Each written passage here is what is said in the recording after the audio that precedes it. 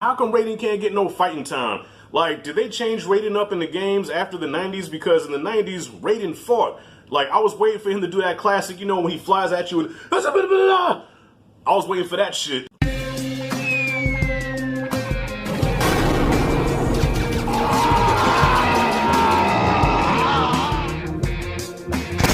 The time has finally come. Mortal Kombat is here, and nerds around the world are rejoicing.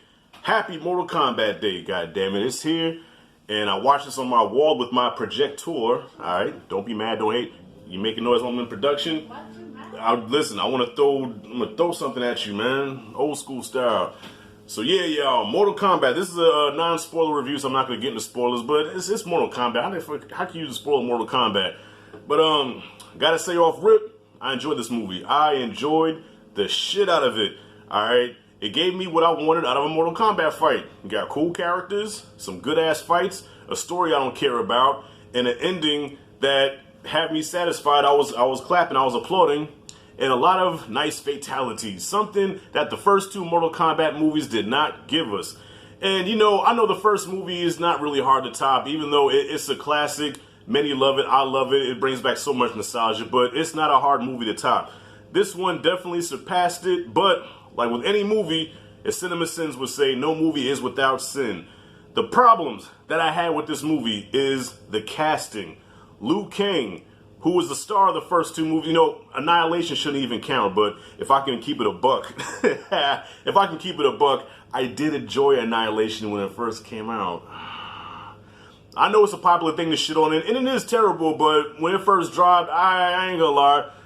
Because I was a fan of the games back then, and it really was fan service to the fans of the games. So that's why I kind of enjoyed Annihilation when it came out. But now Annihilation does not count. Fuck that movie. Liu Kang was the star of both of those. Alright? And Liu Kang in this movie was a kid. He wasn't that badass motherfucker that we know from the game. And in the first movie, he was a kid. Well, until he took his shirt off. When he was shirtless fighting Kano, and he was ripped like a motherfucker. He was like Bruce Lee almost. But yeah, Liu Kang I ain't take seriously. Kung Lao was cool. Kung Lao had the coolest fatality, not to give a lot of shit away, but Kung Lao had that fatality that he had, I said, ooh, shit. That looked like it hurt. Let's see, who else? Liu Kang, I had a problem with. Shang Tsung. I was not feeling Shang Tsung at all. The one thing two things the first movie got right over this one is Shang Tsung and Liu Kang. I thought that was horrible casting. I didn't like either one of them. Yeah, but I gotta say the highlight is definitely Sub-Zero. He was a badass in this one. He was like fucking like Darth Maul and Phantom Menace. Every time he was on the screen, he just stole it. You know what I mean? He was the perfect villain, the perfect badass.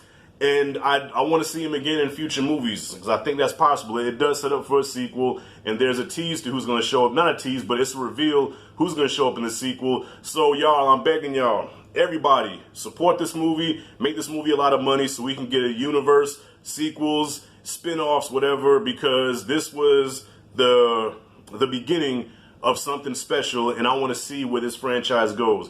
And Scorpion, well, let me tell you something. If anybody is a big fan of Scorpion, you might feel disappointed because Scorpion is not in this movie a lot. And the way the movie starts out, it feels like it's going to be his story. In a way it kind of is, but then it's not. You see Scorpion twice in this movie. That's it. So that's just a warning. That's a little mild spoiler right there. If you're a big fan of Scorpion, then you might feel disappointed. But when he shows up, he does show out. So similar to Vader in Rogue One, you don't see Vader that much. When Vader shows up, he shows the fuck out.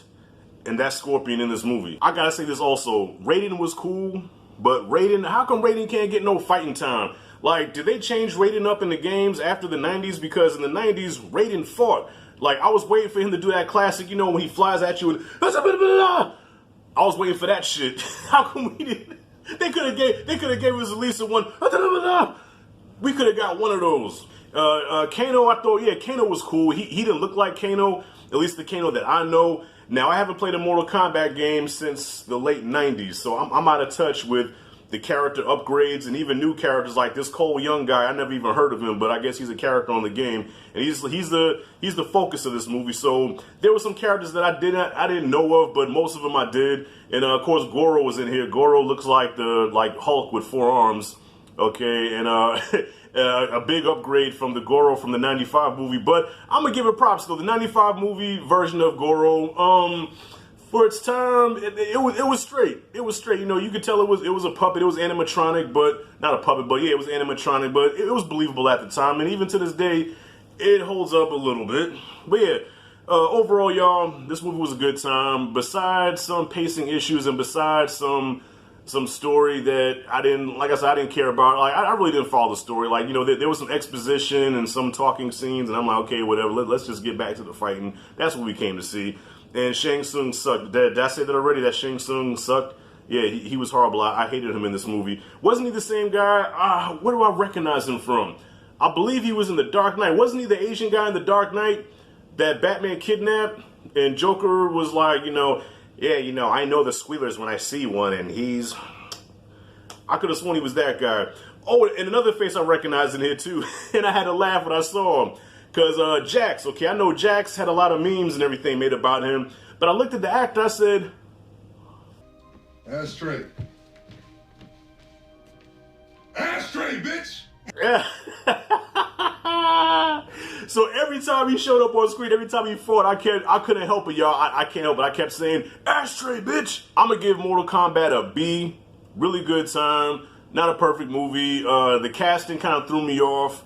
But other than that, I really enjoyed the shit out of it. And I hope they make more of these because I want to see them. And next time, let's get more Scorpion. I guess I got spoiled by the animated joint, Scorpion's Revenge, which came out last year. If you haven't seen that one, check that one out. That one is a lot more bloodier and gorier than this one, if you could believe it, because there are some gruesome fatalities in this movie, but Scorpion's Revenge, shit. Yeah, so a B is what I got for Mortal Kombat. Really enjoyed it, y'all. So comment what you think about the movie. And if you like and dig this content, hit that like and subscribe notification bell in the corner. This is Rashad G signing out. See you in the next video.